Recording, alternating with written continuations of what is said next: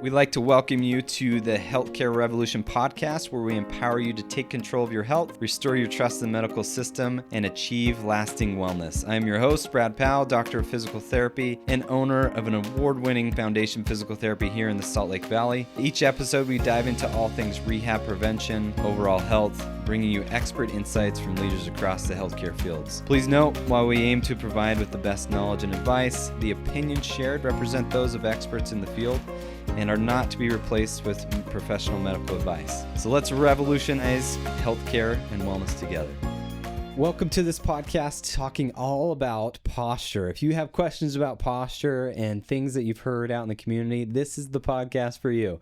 We're excited to talk about the different myths, the different misconceptions with posture, what the most recent research says about it, and all the things posture. So I have here with me Lauren. Lauren is going to ask us these questions about these myths and just different questions that, community members have about posture. So we're going to go ahead and dive into those. Our first myth is there is one perfect posture. So a good rule of thumb, there's really no perfect posture. I mean, some people think like sitting up straight is the perfect posture. Maybe you've had a parent tell you that, maybe a teacher, but ultimately the best posture is your next posture. Sitting up nice and straight and tall is just as bad if you're staying there for a long time as being in a slumped posture. The most important posture is the next one and consistently moving. Our bodies are meant to move, not to stay still. So to really abolish that myth is the next posture is the best one. There's really no good posture. Now, if we're talking about appropriate positions for starting point with a deadlift or for a certain weightlifting technique, absolutely, there's a more optimal position to be in. But for the most part, if we're just talking about sitting throughout the day, really just movement is the best. Every 20, 30 minutes, shift your weight, stand up, sit down. But we'll talk a little bit more about standing desks as we move forward too. But there's really no perfect posture. Our next myth is poor posture causes pain. So this one's there's a lot of things to think about when we're talking about poor posture causing pain.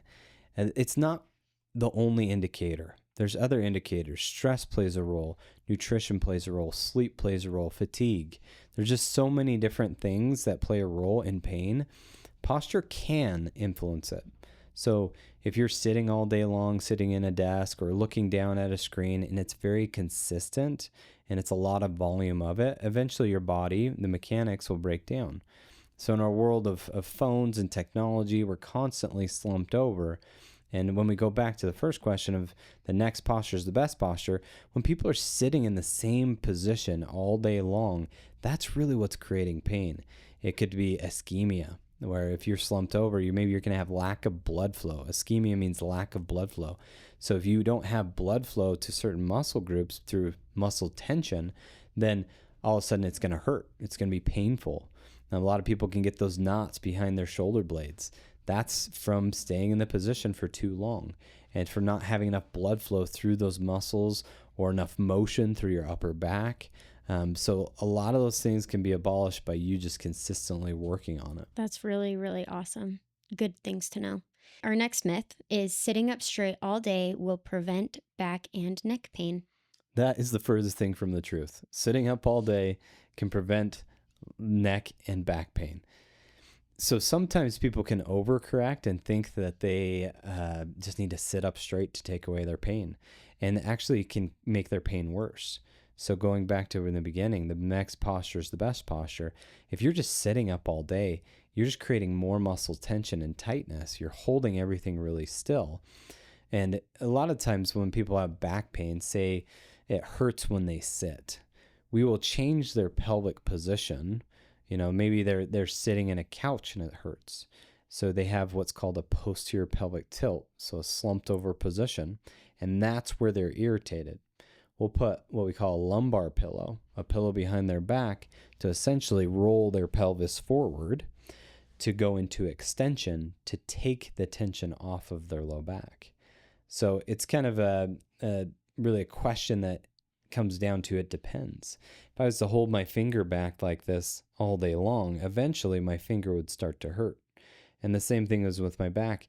If I've already created an injury, and say I injured it lifting off something off the ground in a flexed position, and then I go sit in the couch for 4 hours watching a movie in a flexed position, it's essentially like holding my finger back like this for a really long period of time. And it's already irritated, and then I'm just continually irritating it more. And is what I want to do is take the tension off, and it still might be irritated, but then eventually the right now the irritant's gone away. But as I let the tension off my finger, but the irritation might still be there.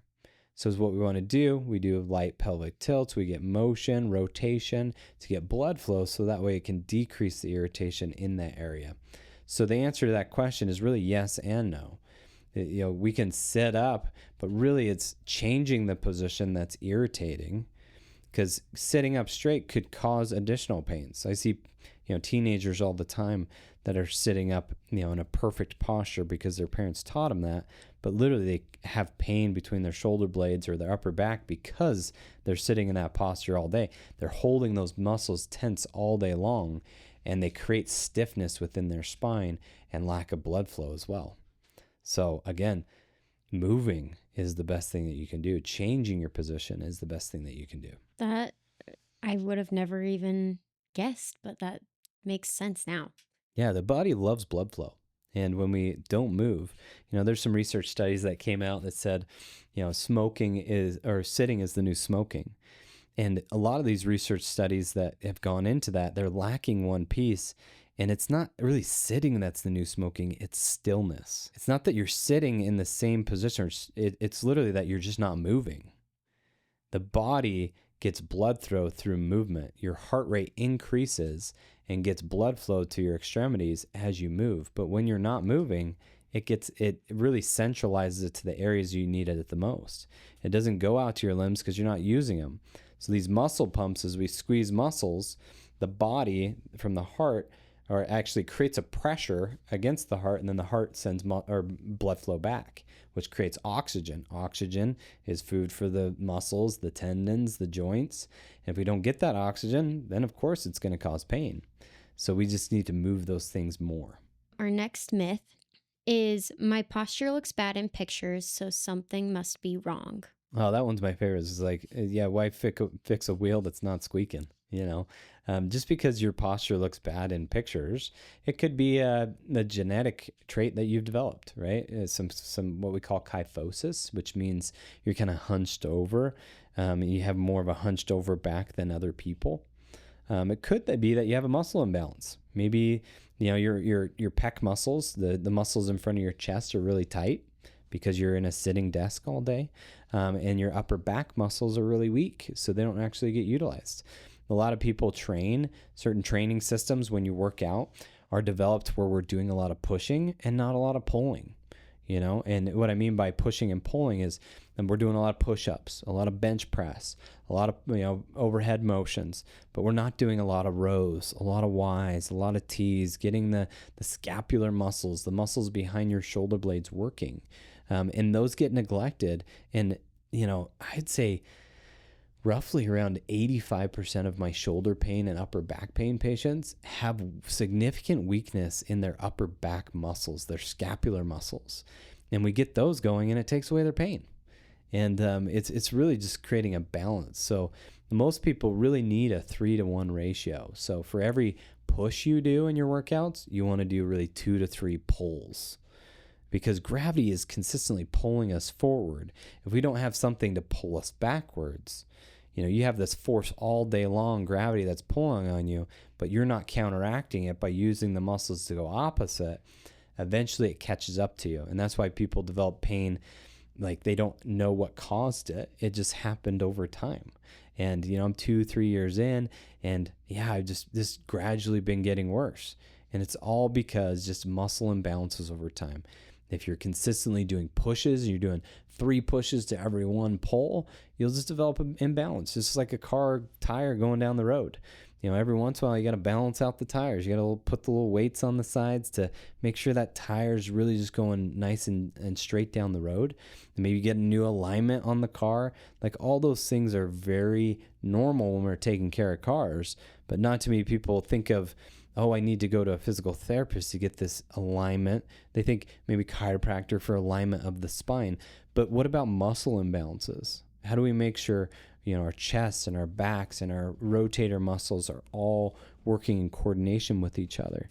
And that's a big role for PTs being on the front lines of healthcare, is because we can prevent a lot of these issues before they come serious. Yeah, that makes so much sense. Random question, what is your favorite pull exercise? Is it rows? So most people will do rows, and they'll actually row and do a shoulder shrug. And that actually it's an exercise, right? But if we want to do a true row, you need to depress the shoulders and then pull the shoulder blades back. And then some people also do like a tricep extension, and they'll let their elbows pass their trunk, which again is not the bad way of doing it. But if you truly want to get a good pull exercise, you have to depress the shoulder blades first and then retract them, rather than shoulder shrug and then arm pull. Because people might be pulling, but they're actually not getting the scapular benefits of pulling, because they're literally just using, the tricep to pull the elbow back, and then they're using their upper trap to pull. So it's really just defeating the purpose of a pull exercise. So to answer your question, my favorite is the one that people struggle with the most, and that's a Y and a T. So essentially, you can do it laying on your stomach, or say I'm pulling a band, and then I'll raise my arm up to my ear, and I'll be pulling a band that direction, and my arm has to go past my ear. I could also be laying on my stomach on a ball or on a table, and be carrying a dumbbell and be doing the same thing, but you're lifting against gravity, pulling up, but that's going to target what we call the low trapezius. So most people are overactive in their upper traps, and they're like, oh, my upper traps are so tight. You're like, well, the reason why they're tight is because they're overactive. They're utilized all the time, because people, when they get stressed and they're doing their work on their phone or their computer, their shoulders are constantly raising. And there's some research articles that I've read on this where upper trap activation is directly correlated with cognition. The harder the cognitive tasks that you're doing, the more focus you have, the more upper trap activation you get. You start raising those shoulders and just creating a ton of tension, and you just don't turn those muscles off during the day. But if you can teach both your mid and low trap to be engaged, you don't have this overactivation happening. And that's why I love really the Y's and the T's, is because they teach the scapular mechanics, the shoulder blade mechanics, to create stability, so that way your shoulders don't hike nearly as much. Okay, that makes sense. So you got to try it now. Yeah. You got to go to the gym, try out your Y's and T's. And, I always tell people, if you can do 6 pounds dumbbell laying on your stomach and do 3 sets of 15, you're doing pretty dang good. Yeah, that's a lot. I've done them before. Not seen very many people be able to do that. Like even my high-end athletes, my CrossFit athletes, even power lifters, 6-pound weight, most people are doing like 1-2 pounds. They can barely lift it. When I test it, I'm like pushing down with one finger. I'm like, yeah, that's a little weak. You can bench 380 pounds, but literally like you can't even hold this against gravity right now. Wow, that's crazy. And it's just the muscle imbalances that we develop over time. Or the world works on us, gravity pulls on us. We're working out the chest is really the sexy way of doing things. We want big chests, but ultimately it's just an area that's neglected, and which creates significant issues if we don't work on it. And we call them, postural muscle groups as well. There's some in the neck, that can get super tight, and back in the back of the head, people can get headaches. You have these little muscles called suboccipital muscles, and a lot of people get this forward head syndrome, you could call it. It doesn't create pain unless you're there for a long time. But you think about, if I'm in one position, any position, for a long period of time, will it create pain? Yes. Absolutely. We've all been on an airplane, sitting there for multiple hours, and literally like our whole body starts to hurt, right? So it's a good lesson for all of us. We just need to move more. Yeah, you're totally right. We will go on to our next myth. Technology is ruining everyone's posture. There's a lot of truth to that. Technology it's changing our world for sure. But what it's also doing, in my opinion, is as you go into technology, like people are just get so focused on what they're doing, the tasks that they're doing, they forget to move their body, right? Everywhere else, other than the United States, people just walk everywhere. They're riding their bikes everywhere. We have so much convenience in the United States. We literally we'll drive 2 minutes to our work site, right? And then we'll sit for 8 hours a day. But we'll work out in the morning for an hour, and we think that's going to counteract sitting for 12 hours, right? So we work out really hard for an hour, and then we sit for 12 hours, and then we go home and go to sleep. So 1 out of 24 hours we're really active. You do the percentage on that. It's a very small percent that you're active, but you think that you're counteracting it by working out really hard. But ultimately what we need to do in our systems is get people to move every 2 to 3 hours. So you're active throughout the day rather than just 1 hour. Because remember, stillness is the new smoking. It's not sitting is the new smoking. Because doing a standing desk is just as bad as sitting. You're actually less efficient to stand for your work than you are to sit. So the whole idea with a standing desk is to give you options. You stand up for 20 minutes and then you sit back down. Or maybe even you stand up for 3 minutes because you know you're less efficient working there. And then you sit back down. But the whole idea is to get blood flow. It's, go to the drinking fountain, go to the fax machine, go to the printer, go to the fridge, whatever it is, but get your body moving more. Keep water with you. That's one of my favorite hacks. Drink water all day, because then you got to go to the bathroom every couple hours, right? And then you're getting hydration as well, and that's what we want. I was going to ask you, what are your top suggestions? And then you told us. So drink a lot of water, drink so then a you lot have of to water. pee a lot. That's awesome. Our next one is fixing posture is just about sitting and standing straighter. So that's a very common misconception. I just got to sit up straight. That takes away all my problems, But we go back to what we talked about in the beginning.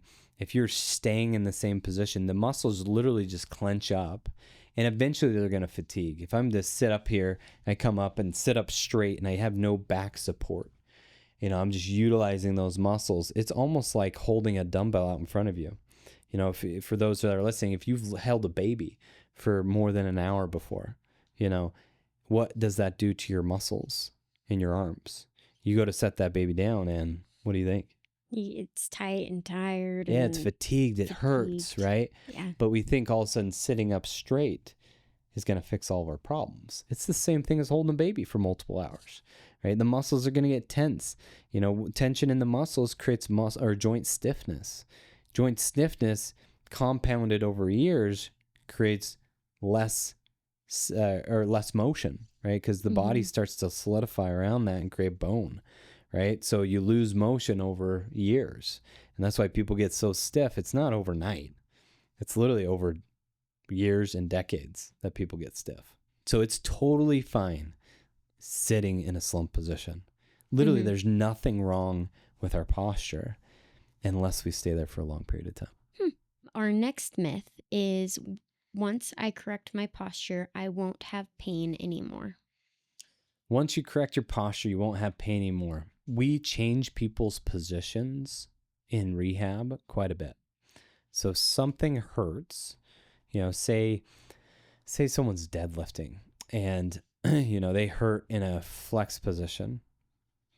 Our goal with the deadlift is to keep a stiff spine. It doesn't matter if the spine is flexed or extended. What's most important in a deadlift is it stays still. And you move about the hips. So you could, you see Instagram videos that says you have to have a straight spine to do a deadlift. But if you watch, the heavy deadlifters that do the Atlas stones, they're hunched over the Atlas stone. And these Atlas stones weigh hundreds of pounds. But yet they deadlift that stone up. Why do they not get hurt? If you watch the mechanics, they actually move about the hips. Even when their spine is flexed, they keep the flexed position as they go up. You don't want to extend through the spine as you're standing through a deadlift. So ultimately, fixing your posture may or may not fix your problem, but that posture probably didn't create your problem in the first place. We might change your posture for a short period of time, but eventually you got to be able to go into all these postures. I can't tell you that you just can't bend over the rest of your life. I hear people say, my surgeon told me never to bend, lift, or twist again. And I I just always ask the question, I'm like, well, how'd you tie your shoes this morning? Or how'd you pick up that shoe off the floor? Or how'd you put your pants on? What do you mean bend, lift, or twist? A lot of people misinterpret that. I don't Mm-hmm. think surgeons are really going out there and telling people don't bend, lift, or twist the rest of your life. Is what they're saying is be thoughtful about how you load, Mm-hmm. right? And make sure it's progressive. Because a lot of people get into the problems because it's a lifestyle. They don't regularly lift weights, and then all of a sudden they're going to go help their neighbor move for 15 hours, and they're lifting like crazy. Their body is just not used to the load. So if you want to, teach a certain position, do it consistently, and work on those postural changes based on what you need, right? And a physical therapist can help you know when a posture is appropriate and when it's not. But ultimately, if you follow the rule of the next posture is the best posture, you can never go wrong. But if you are lifting heavy, you want to teach the spine to stay still and stiff. Doesn't matter what position it is, as long as it stays still through the movement. Okay. Hmm.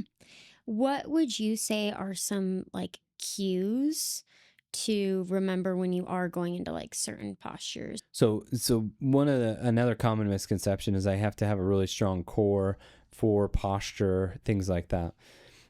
Core strength does play a role in posture, but at the same time, it depends on what you're trying to do. If you're trying to deadlift 315 pounds off the ground, yeah, you need to have a strong core muscle, a core base. A lot of people think the core means just your six pack, but there's so much more. The six pack is literally like just a tiny bit of core strength. It's your transverse abdominis. It's your multifidi. These muscles throughout your spine and through your deep core that stabilize. So we'll teach people to put their thumb. Maybe we'll do this together. But you find your front of your pelvis. We call it the ASIS, anterior portion of your spine, the front of the spine, the front of the pelvis. You find those two bony prominences that you always hit on a dresser or whatever. And then you go just inside of that. So just medial. And then we have people cough. So, and I feel, as I cough, I feel that muscle engage. We teach people how to engage that muscle because that muscle is like a corset. It wraps around your entire trunk through your core, and it tightens just like a corset you'd think that a female would wear with a dress. It tightens things down, and it braces the lumbar spine, the low back, because the lumbar spine doesn't have all these ribs to protect it. It's just open. So it needs something to keep it stable, because the lumbar spine, the low back, is just bones stacked on each other. You imagine stacking a bunch of rocks. How unstable do you feel like those would be? You could literally like knock those over. You've seen Yeah. the ones that are stacked up and it's like really cool, right? Mm-hmm. But all you have to do is just touch it, right? So you imagine that in your mind. So what creates all that stability? You have little ligaments, like little, connective tissue. It's like little ropes that tie all the little bones together. And then you have tendons that attach the bone to a muscle to a bone and to a tendon and then to a bone. And then you have everything around it, which is like the transverse abdominis, which stabilizes it. And then you have your breath, which is like intra-abdominal pressure. So you can create this pressure, right? But you only can create pressure if you are squeezing those muscles and then you're keeping it still. And then you do your heavy lift with that brace. So that's one of the techniques that we'll use is teach people how to engage that muscle, because then it teaches them how to keep that still as they lift. Because you do want to keep the pelvis in the most optimal position with a heavy load, which is a neutral position, not an anterior tilt, not a posterior tilt. So it's not forward or not back. It's really a neutral position. Okay. So knowing pelvic orientation for patients is really important for any lifting. Even if you're just lifting your child off the ground, you got to know how your pelvis works in orientation to your low back. Then you need to know how to brace to keep things still as you're lifting heavy loads, because sometimes just lifting little things can cause that irritation. For the general public, how would you quickest tip on how to your pelvic tilt? So first of all, you got to go right in the center of the gym and you got to do a pelvic thrust.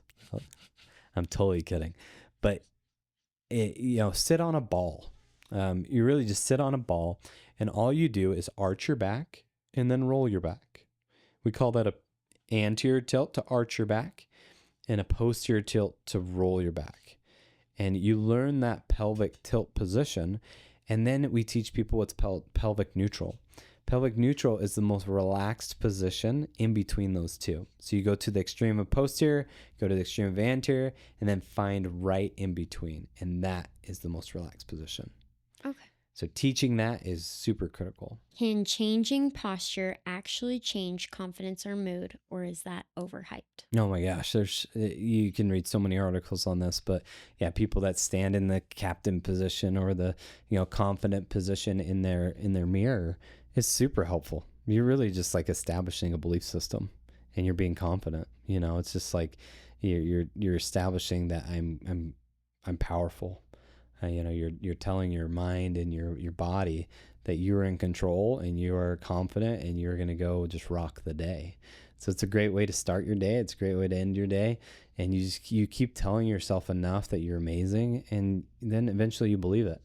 And you develop that confidence over and over again. So yes, absolutely. Your posture in front of a mirror, you don't have to keep that posture all day like a big chest, but yes, there's a lot of truth to that, and in helping people realize that they're big. I see these young teenage girls, and if they grow, a lot of the taller ones will start to really slump because they want to feel smaller. They're too large in their mind. They're taller than the boys, so they try to feel small. And we got to teach these gals to stand up, right? Bring those shoulders back.